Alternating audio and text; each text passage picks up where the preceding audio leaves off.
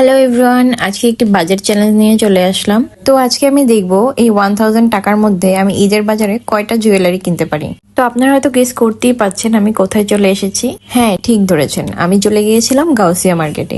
কারণ কম বাজেটের মধ্যে অনেক অনেক কালেকশন পেতে হলে গাউসিয়ার থেকে বেস্ট অপশন আর নেই। তো আমি সকাল সকাল চলে গিয়েছিলাম, যার কারণে আমি ভিড়টা একটু কমই পেয়েছিলাম।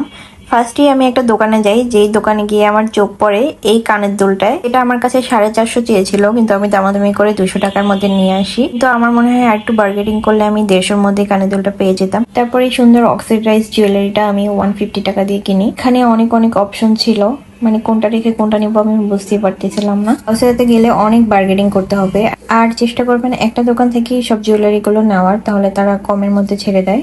তো আমি অনেক ঘুরে ঘুরে সব দোকান দেখে তারপরে আমার পছন্দ মতো জুয়েলারি গুলো নিয়ে নিলাম। তো চলুন দেখে আসা যাক আমি 1000-এর মধ্যে কতগুলো ইয়াররিং নিতে পেরেছি, আর আমি আমার চ্যালেঞ্জটা কমপ্লিট করতে পেরেছি কিনা। এই ইয়াররিংটার ডিজাইনটা এত সুন্দর আর কালারটা এত প্রিটি, আমি দেখেই সাথে সাথে নিয়ে নিয়েছি। এটার দাম পড়েছিল মাত্র 200 টাকা। তারপর আমি সেম দোকান থেকে এই পিঙ্ক কালার ইয়াররিংটা নেই। ইয়াররিংটা এত বিউটিফুল আর এত রিয়েলিস্টিক, দেখে মনে হচ্ছে যে একদম রিয়েল ফ্লাওয়ার। এটার দাম নিয়েছিল 150 টাকা।